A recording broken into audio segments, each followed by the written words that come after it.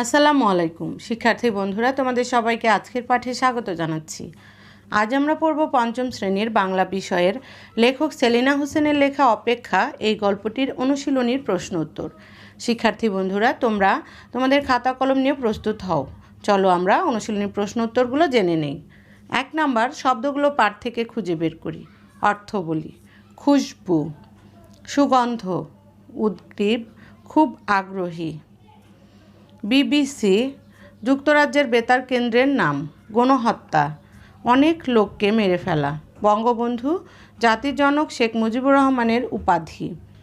Training, কোনো বিশেষ বিষয় শিক্ষা দেওয়া বা নেওয়া। গপগপিয়ে, গপ গপ করি। মুক্তিবাহিনী, শত্রুদল থেকে দেশকে রক্ষা করার জন্য লড়াই করেছিল যে সেনাদল। মুক্তিযোদ্ধা, যিনি স্বাধীনতা বা মুক্তির জন্য যুদ্ধ করেন। ক্যাম্প, সেনা ছাউনি, মিলিটারি। সাময়িক বাহিনী। 2 নাম্বার, ঘরের ভিতরে শব্দগুলো খালি জায়গায় বসিয়ে বাক্য তৈরি করি। ক, রুবা উদ্গ্রীব হয়ে বলে, মা আমার গল্পটা বলো। খ, সবাই আম গাছের নিচে বসে রেডিওতে বিবিসির খবর শুনছে। গ, ঢাকা শহরে গত মধ্যরাতে গণহত্যা শুরু করেছে পাকিস্তানি সেনাবাহিনী। ঘ, জসিমের মনে পড়ে কিছুদিন আগে ওরা বঙ্গবন্ধু 7ই মার্চের ভাষণ শুনছিল। উম, বিকেলে বাজারে গেলে পাকিস্তানি মিলিটারির সামনে পড়ে যায় জসিম। চ, রাতে মুক্তিযোদ্ধারা এলে তার জন্য ভাত রান্না করবে। 3 নাম্বার, প্রশ্নগুলোর উত্তর মুখে বলি ও লিখি। শিক্ষার্থীরা, তোমরা এই প্রশ্নের উত্তরগুলো আমার সঙ্গে সঙ্গে বলবে এবং খাতায় লিখে নেবে। ক, রুমার জন্মদিনের গল্পটি কী? উত্তর, রুমার জন্মদিনের গল্পটি হলো, যেদিন রুমার জন্ম হয়েছিল সেদিন উঠানের শিউলি গাছটায় অনেক শিউলি ফুল ফুটেছিল। এত শিউলি ফুল আগে কখনো একসঙ্গে ফোটেনি। সেদিন ফুলের খুশবু ছড়িয়ে গিয়েছিল চারদিকে। খ, রুবার জন্মদিনের গল্পটি কী? উত্তর, রুবার জন্মদিনের গল্পটি হলো, যেদিন রুবার জন্ম হয়েছিল সেদিন রুবার বাবা জসিম মিয়া বাড়ির বাইরের আম গাছটার নিচে বসেছিল। হঠাৎ তিনি মাথার উপরে তাকিয়ে দেখলেন যে গাছটা আমের বোলে ভরে গেছে। বোলের গন্ধে চারদিক ভরে উঠেছে। গ, রাহেলা বানু প্রতিদিন 2 মুঠো চাল উঠিয়ে রেখে দিত কেন? উত্তর, যদি কখনো মুক্তিযোদ্ধারা তার বাড়িতে খাবার খেতে আসে আর তার ঘরে চাল না থাকে, তবে তো তিনি মুক্তিযোদ্ধাদের খাবার খাওয়াতে পারবেন না। সে কথা ভেবেই রাহেলা বানু 2 মুঠো চাল উঠিয়ে রেখে দিত। ঘ, গভীর রাত পর্যন্ত 2 বোন কেন জেগে থাকত?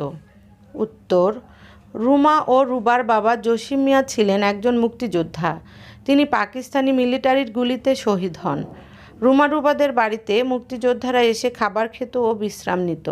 তাই তারা 2 বোন মুক্তিযোদ্ধাদের অপেক্ষায় গভীর রাত পর্যন্ত জেগে থাকত। উম, মুক্তিযোদ্ধাদের সাথে জসিম মিয়ার পরিবারের সম্পর্কটি ব্যাখ্যা করো। উত্তর, মুক্তিযোদ্ধাদের সাথে জসিম মিয়ার পরিবারের সম্পর্ক ছিল গভীর। জসিম মিয়া ছিলেন একজন মুক্তিবাহিনীর সংগঠক।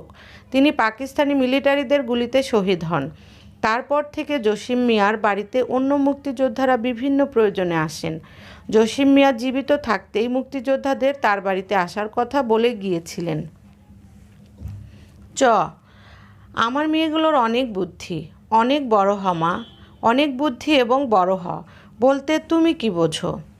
উত্তর, অনেক বুদ্ধি এবং বড় হ। এই কথাগুলো বলে জসিম মিয়া যে তার 2 মেয়ের জন্য প্রশংসা করেছেন এবং দোয়া করেছেন তা বোঝা যায়। তার 2 মেয়ে মনের আনন্দে ফুলের পাপড়ি ছিঁড়ে বইয়ের ভাঁজে রেখে শুকিয়ে তা বাবার কপালে লাগিয়ে দেয় আর বলে, বাবা তোমার 1000 বছর আয়ু হোক। মায়ের কপালে লাগিয়ে দিয়ে বলে, মা তোমার ভাতের হাঁড়ি ভরা থাকুক। মেয়েদের এ ধরনের কাজে খুশি হয়ে জসিম মিয়া তাদের প্রশংসা ও দোয়া করতে গিয়ে আলোচ্য উক্তিটি করেন। ছ, একজন মুক্তিযোদ্ধার যুদ্ধ করার জন্য কি কি যোগ্যতা ও দক্ষতা থাকা দরকার? উত্তর, একজন মুক্তিযোদ্ধার যুদ্ধ করার জন্য যে যে যোগ্যতা ও দক্ষতা থাকা দরকার তা হলো স্বদেশ প্রেম, সাহসিকতা, বিচক্ষণতা, কৌশলগত দক্ষতা, প্রতিবাদী হওয়ার ক্ষমতা। এই সব যোগ্যতা ও দক্ষতা একজন মুক্তিযোদ্ধার অবশ্যই থাকতে হবে, তা না হলে সে কখনো দেশকে রক্ষার জন্য যুদ্ধ করতে পারবে না। 4 নাম্বার, ঠিক উত্তরটিতে টিক চিহ্ন দেই। ক, ফুলের পাপড়ি ছিঁড়ে 2 বোন কোথায় রাখত? উত্তর, খাতার ভিতর। খ, আম গাছের নিচে বসে জসিম কিসের খবর শুনছিল? উত্তর, গণহত্যার খবর। গ, রুবা রুমার হাত ধরে ঝাঁকিয়ে বলে, যুদ্ধ মানে কি বুবু? রুমা 2 হাতে চোখ মুছে বলে, বাবার মরে যাওয়া। ঘ, কখন শিউলি ফুল ফোটে? উত্তর, আশ্বিন মাসে। 5 নাম্বার, শব্দগুলোকে বিশেষ্য ও বিশেষণ পদ অনুযায়ী সাজাই। এমন কিছু শব্দ আছে যা দিয়ে কারোর নাম, জায়গার নাম বোঝায়, সেগুলো বিশেষ্য। যেমন নদী শুকিয়ে গেছে, এখানে নদী বিশেষ্য পদ। আবার এমন শব্দ আছে যা দিয়ে বিশেষ্য শব্দের দোষ, গুণ, অবস্থা, পরিমাণ, সংখ্যা বোঝায়, সেগুলো বিশেষণ পদ। যেমন মুনা দৌড়ে দ্রুত পালিয়ে গেল, এখানে দ্রুত বিশেষণ পদ। এবার নিচের শব্দগুলো থেকে বিশেষ্য ও বিশেষণ পদ আলাদা করি। বিশেষ্য: নদী, গাছ, ভাত, দরজা, রাইফেল, হাড়ি। বিশেষণ: গরম, শুকনো, ভীষণ, কাপা, গভীর, দ্রুত। 6 নাম্বার, বিপরীত শব্দ লিখি এবং তা দিয়ে একটি করে বাক্য লিখি। শিক্ষার্থী বন্ধুরা, তোমরা বিপরীত শব্দগুলো লিখবে এবং সাথে একটি করে বাক্য লিখবে। আমি তোমাদের দেখিয়ে দিচ্ছি, তোমরা খাতায় উঠিয়ে নাও। কান্না, হাসি। রুমার হাসি খুব সুন্দর। ভরা, খালি, খালি পেটে থাকতে নেই। যুদ্ধ, শান্তি। সৃষ্টিকর্তাকে স্মরণ করলে শান্তি মেলে। দূর, কাছে, বাড়ির কাছেই কণার স্কুল। শুকনো, ভেজা, ছেলেটি ভেজা কাপড়ে বাড়ি ফিরল। 7 নাম্বার, বাক্য রচনা করি। জন্মদিন, আজ রুবার জন্মদিন। আয়ু, বাবা তোমার 1000 বছর আয়ু হোক। অপেক্ষা, আমি মিনার জন্য 1 ঘন্টা অপেক্ষা করেছি।